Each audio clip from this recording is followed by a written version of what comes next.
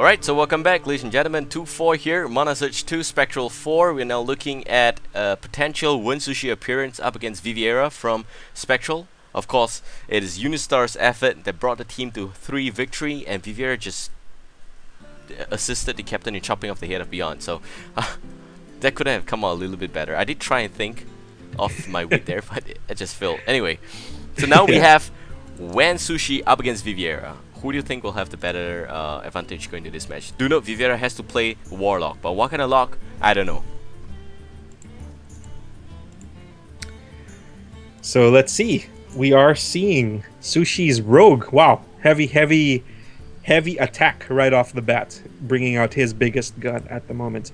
So Viverea is going to choose to play some Zoo again. So he's going to keep up with the Zoo from his last game, which gave him pretty success getting him lethal on turn 5. That should be pretty good stuff here. And do note, again, if the hand cam for Wensushi is lagging, it's because he is not having the best of connections. For Viverea, who is the bottom half of this board, it does seem pretty okay to me, so I hope it should be fine for you guys as well. That said, the team here at EGTV cannot wait for Spec Mood's release, and before that, we will have to deal with some latency issues from now to then, and I seek your absolute forgiveness for that. And it does seem like it's the Zoo lock against what does look like a Miracle Rogue, because Sushi doesn't play any other rogue. So the big problem for Sushi now is going to see if he can bust through the defenses of Zoo enough to get his Miracle through. So it might be a little bit difficult, given the number of taunts that a Zoo deck can run, and of course Defender of Argosy on top of all of that. So he is going to open up with Amani Berserker, which is a little bit good, because if Sushi decides to drop something small or decides to attack the Berserker, of course it's gonna get that +3 attack when it's enraged. Yep, Sushi does have the daily poison in his hand. He can kill it off very easily next turn. I actually kind of like running an Ooze in a Zoo deck because of rogues and all that story there. Oh, small anecdote. The champion rogue that won Imperium from our side last Sunday, he ran Assassin's Blade, and then he put 2 deadly poisons on it. So that's a 7/4 weapon that just totally wrecked me for the rest of the game. Man, you would not expect a 1/4 weapon turn into something that big like a Gore Howl, so yikes. Yeah. So you're absolutely right. Ooze. Yeah, you're exactly right. Ooze and Harrison, either one of those could give you some value. Yep. And as you can see here, Sushi is making the pain decision to play the preparation without the what looks like a Gadgetzan Auctioneer, and he's gonna actually use all 3 cards to kill 2 minions on the field there, taking even 2 damage. The SI agent is gonna try and reverse the roll a little bit, but he is gonna stop Viverea's traction here.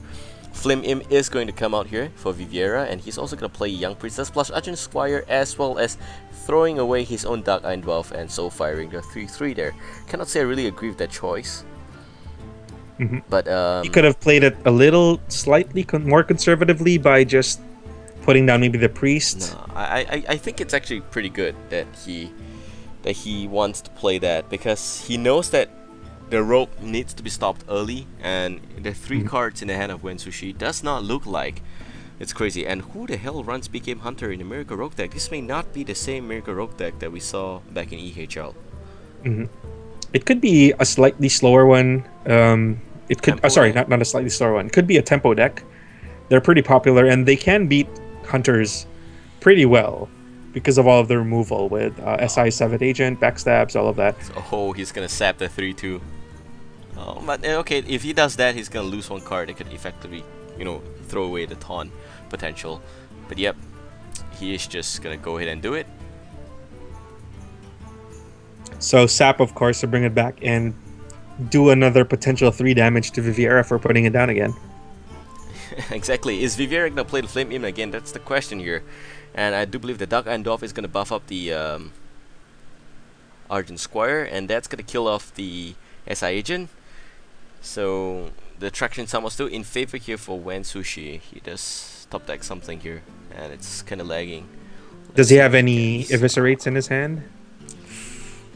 He's lagging, so I have no idea what he just top decked. And Somehow his SI agent is still alive here, so I'm waiting for it to die. Hopefully he Right. dies. Ah, okay, he's trying to reconnect. Hopefully it works out here. If not, yep, okay, he actually cancelled the challenge, which you can see he did disconnect. It does not seem like a small connection problem, pretty big connection problem. Unfortunately, EHL price pool is not enough to buy him a complete new computer and better connection. So,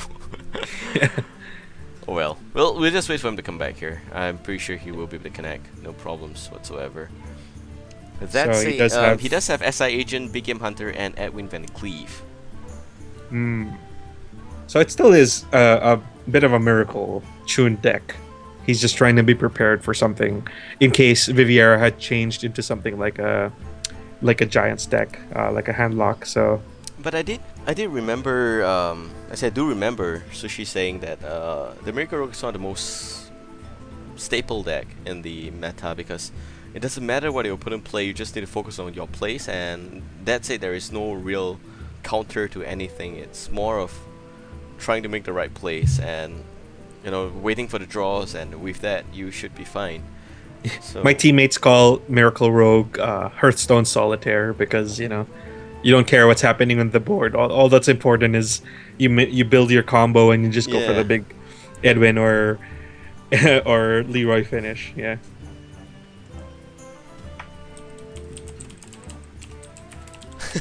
So yep, Sushi is disconnected officially. There is always a reconnect function.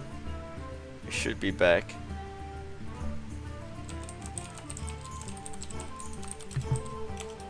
So are we gonna restart the match if he's officially disconnected, or I don't think we will restart the match. I think we will just wait. Save it for tomorrow. Oh wow. Okay, no. Yep. Okay, he's gonna play safe and play on his iPad. So we will not be able to see his hand. Oh no. Okay. So it appears he can't reconnect. Yeah, I know that he has been having connection problem. We are just glad that at least he can play with iPad. Yep. And it's a bit of a sad news here for the viewers who want to have the complete holistic experience. Yeah. Unfortunately, we're not gonna have the ability to show you that. But that also means that I'm gonna have to find something to block up the hand. Yeah, give me a minute. Let me try and find something sexy to block up the hand. Yeah.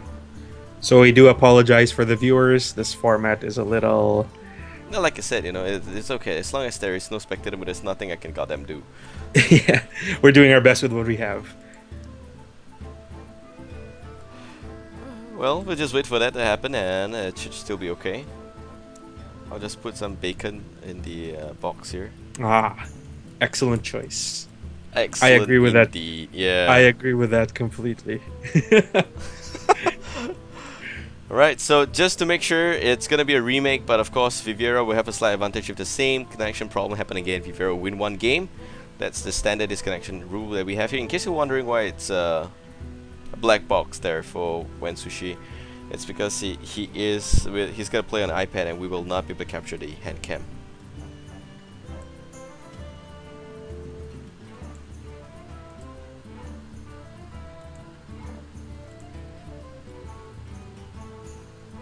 Alright, so I think we are good to go. So stand by as we try to bring back the game and get back to some more Hearthstone action. So just to recap, it is Spectral up 4 to ManaSurge's 2.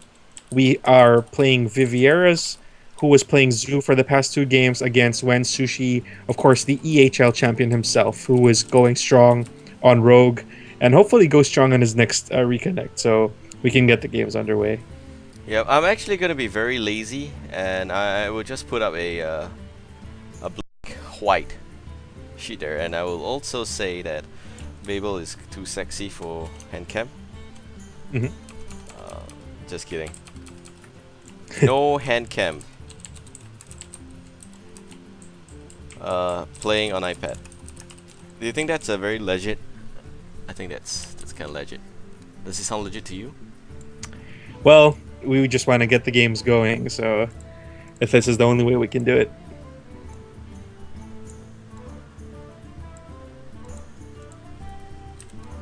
Yep. Alright, so can you actually see Viverea's hand? You can, right? Okay. Okay. Katips, are you there? Yep, I'm here. Okay. So we are underway, going into the rematch of the first game between Viverea versus Wensushi. And Viverea, of course, still gonna stick to his Zoo deck with the presence of the Amani Berserker, and he is up against Wensushi's Rogue once again.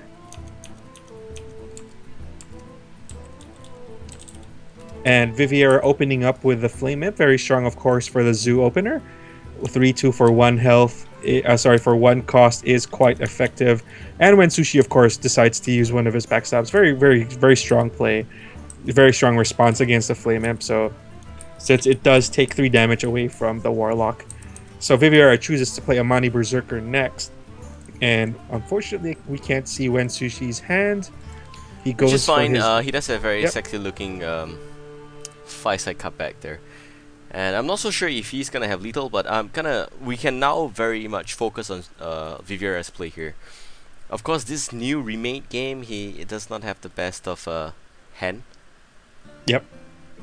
Well, he does have a lot of options. He still has Shield Bearer, he still has Abusive Sergeant, so he still does have some options. So well, it looks like... many would say that Viverea actually had the first game, because I would actually say that it's kind of heavily favored for Viverea, given the fact that Sushi doesn't have the best of cards there. But it's yeah, I fine agree. Now. It did look like to me that Sushi had that Viverea had the advantage. But anyway. Yep. So now we have a Shield Bearer play, most irritating 0-4 ever. Everybody was frowning on this card for like the entire beta period, and then it appears in Zoo, and then everybody's like, "Oh, that's the most annoying card ever." So 0-4 taunt for 1 cost is very annoying, since not much can take it off in those early rounds, and it gives Zoo a chance to start building its forces, as you can see happening right now. So when Sushi does have to decide how he starts taking on these threats, he can choose to start using up his SI-7 and to start taking off damage, start taking off health from all of these other creatures. Has to start finding a way to get past the Shield Bearer. So yeah, let's see what he answers with.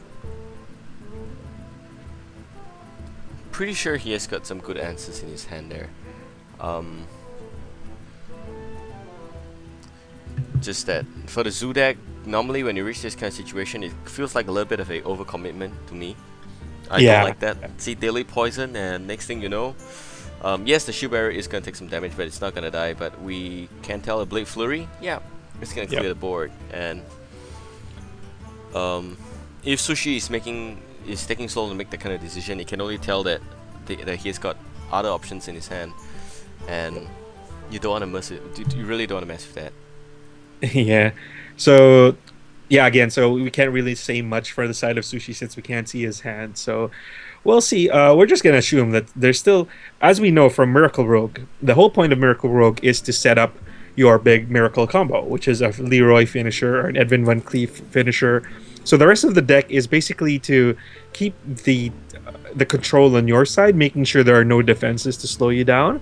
So we're gonna assume that if those cards aren't part of the engine to fuel the big Miracle, then they're going to be removal. So Wensushi, of course, still has a lot of chances to come back and build his big finish, especially against the Warlock, which is always generally low health by the time the game ends because of his life tap, because of Flame Imp.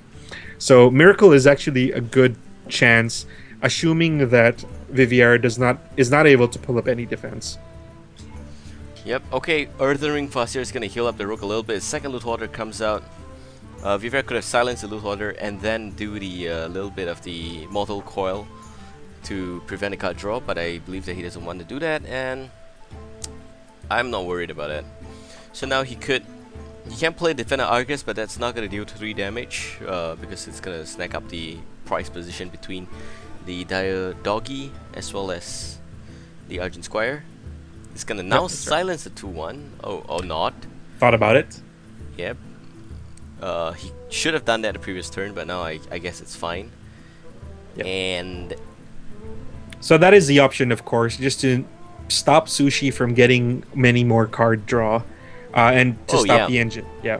This is good. This is going to mean that he will have the ability to take out the Earthring Farseer. But, oops, is he going for face or not? He's still making the decision here.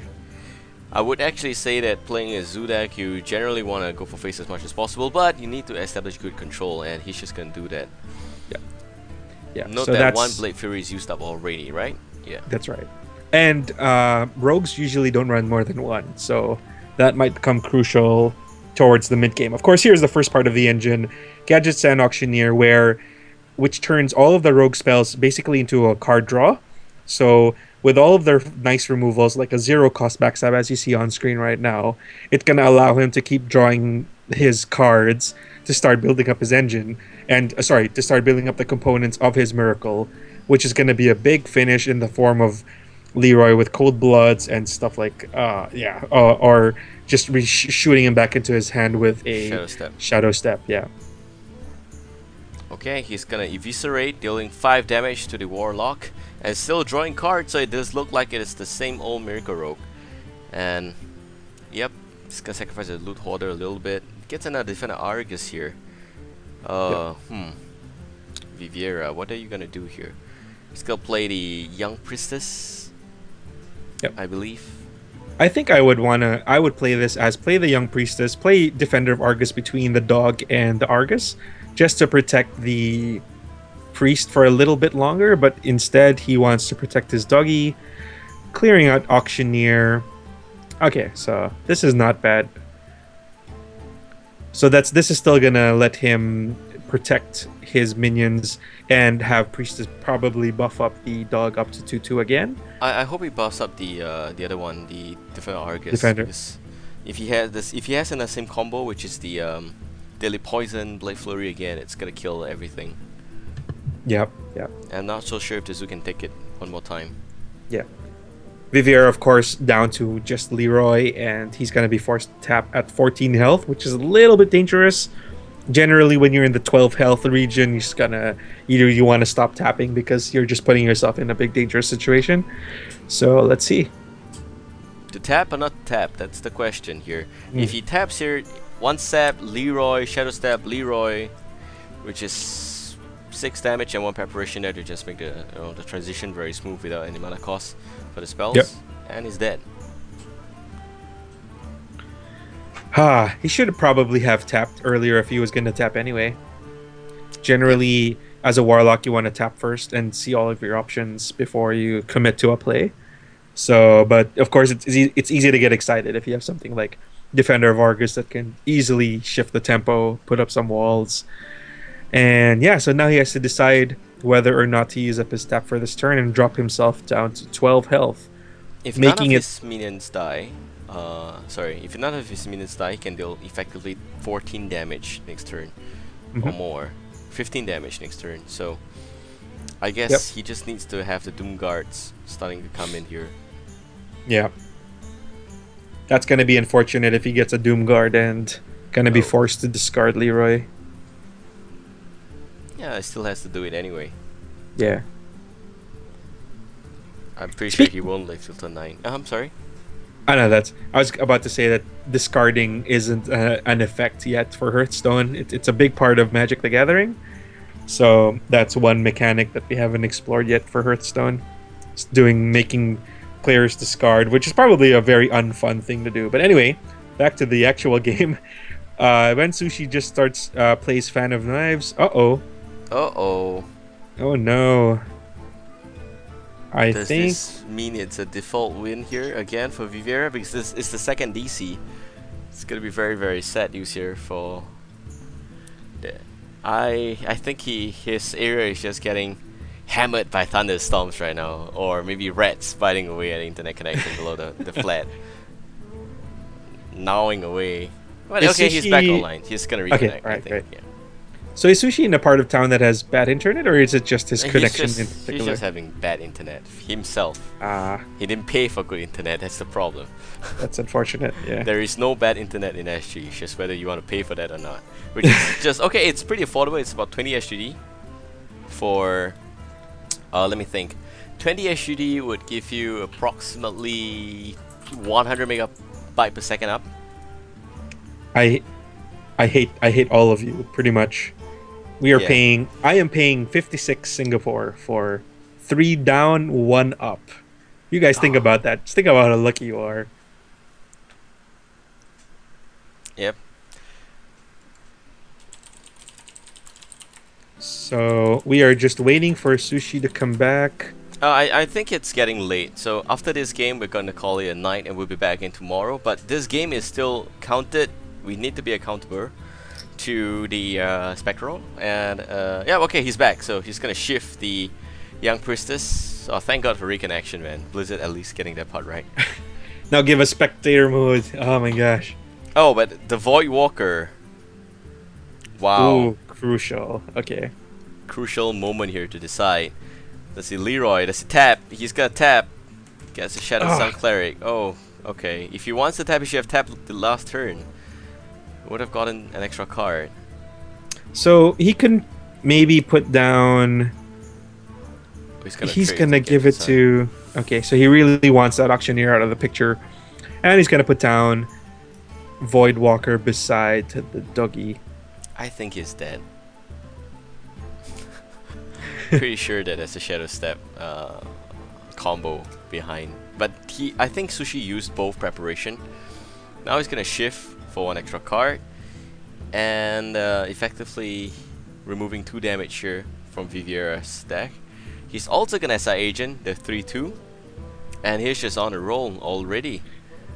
So when Sushi is able to pull up a defense, able to use the rogue spells to take out the threats, and he is now starting to roll the momentum in his favor. So using his second deadly poison to take out the Void Walker and Viverea. He's starting to run out of options. So he only has potential 7 damage on board right now. I think he has got Leroy already, Sushi, so next turn is lethal. Might as well tap. Gets the doggy. Calls concede. I mean, I'm just saying it. Maybe not. We're not gonna call concede. Just no concede for Spectral. Nuh-uh. We do see the Shadow Sun Cleric buffing up the die doggy. And we will see this through. Let's see if it's miracle time for Sushi. Time's up. Let's do this. Oh no, Sinister Strike. What? What? Sinister Strike? You're kidding me? Wow. What? Okay. Oh, tell me that's not Eviscerate. Yeah, my god.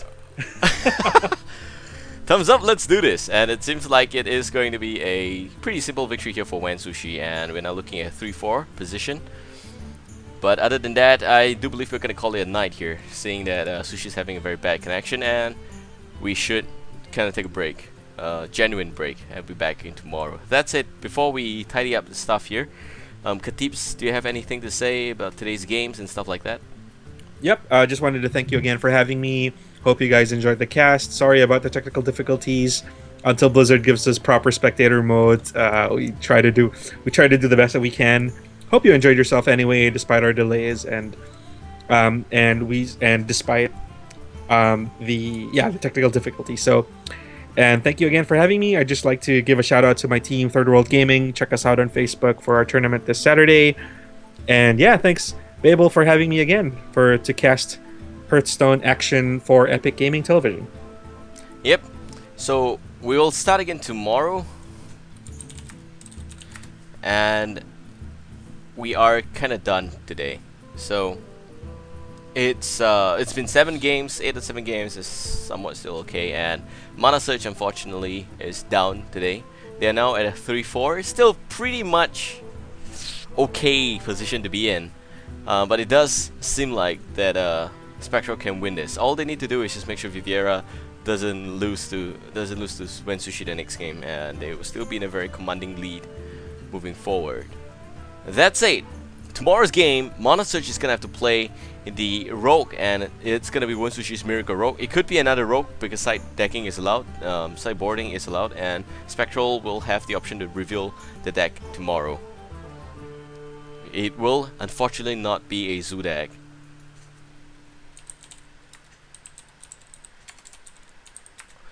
So that's it. Huge shout out on my end to the entire EGTV crew, as well as Katips, for being here and enjoying this day here. Happy to be here. Thank you very much. I hope you guys enjoyed this cast.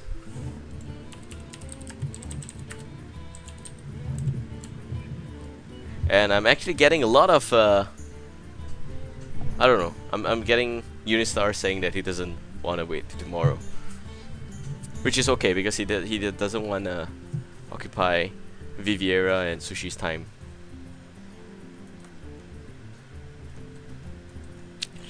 Well, we'll give it a bit of a jifty and see how that's gonna work out.